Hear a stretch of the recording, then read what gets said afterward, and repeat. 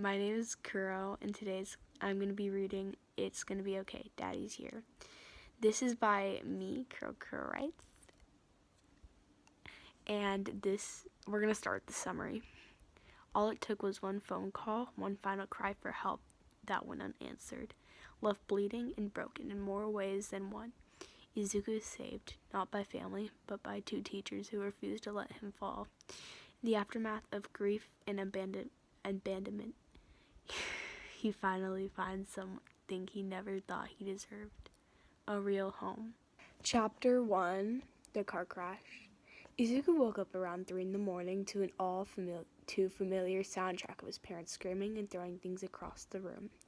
He should have been used to it by now, but he wasn't. All he wanted was a family that loved him, one that didn't make him feel completely worthless every second of the day. Izuku didn't understand why everyone seemed to hate him. Even his childhood friend, no, especially his childhood friend, he'd bullied him all throughout middle school. Why couldn't he just have a family that cared? Why being quirkless have to matter so much? Classmates always kept their distance from him, like they were afraid they'd somehow catch his quirklessness, as if that was even possible. And yet, despite everything, despite the hatred, the loneliness, the cold scares, Katsuki didn't hate him. Not really. In fact, Katsuki told him he loved him, and then somehow they started dating. Izuku never imagined that someone could love him genuinely, romantically, not in his lifetime. At school, 12:30, Izuku's POV. I was just doing my normal morning work. Kajan stopped by my desk and kissed me on the cheek, asked me a question. Want to go drive out tonight? I hesitated, but remembered this is my chance to escape from my parents. Yeah, sounds fun. He smiled. Then maybe we can take a beach walk. I nodded. Sounds like a plan, I exclaimed in pure excitement. Okay, see you after school, nerd. After school, 5:30 p.m. Izuku's POV. I walked home with Kajan, but instead of going to my house, I followed him inside his. Auntie greeted me as soon as I walked in. Well, how are you, Izuku?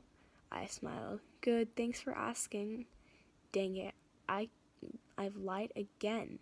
Why can't I just be honest? Come on, Zuko, what are you waiting for? I shook myself out of my gaze and followed Kajan up the stairs, going to his room. Okay, well, before we leave, I just have to count up my yen, so give me a second. I nodded. Okay, Kajan. As Sunny was counting his yen, I decided it was a good idea for me to count mine too. Well, by the way, yen is not the same as American money, so it sounds like more. Well, I have about 11,795, which that is $80. What about you, Deku? I looked at him with my head down. 7,371, $50. Kajan just smiled. It's okay, baby. I'll buy you something if you run out. I smiled. Thanks, Katsuki. He nodded. Anytime. 20 to 30 minutes later, Kajan and I got into his orange Jeep.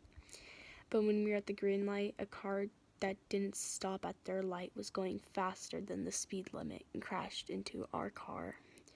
Kajan quickly looked at me, tearful eyes and everything.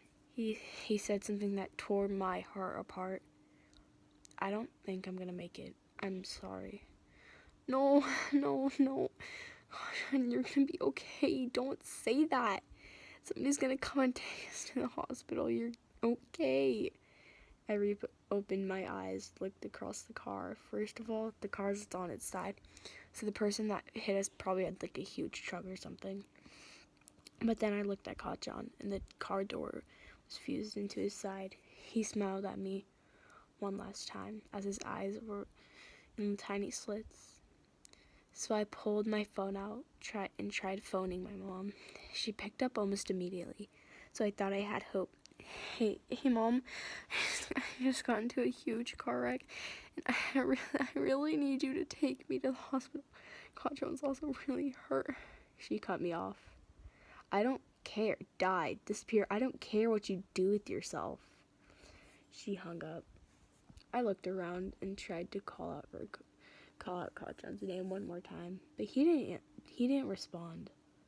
Oh, Kachan, please, God, no, please be okay. Don't be dead. I need you.